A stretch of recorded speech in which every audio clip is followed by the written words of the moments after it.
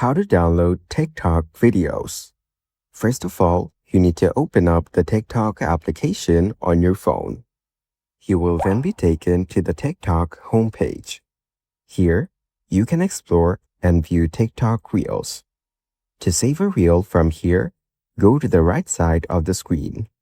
Then, tap on the share icon as shown. Here, you can view all the sharing options as well as other options below. Then, tap on Save Video from here.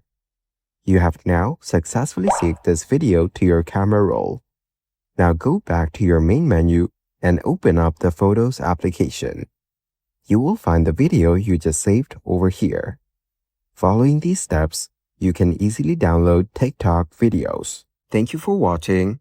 Please leave a like if this tutorial helped you, or leave a comment below if you have any questions related to the video.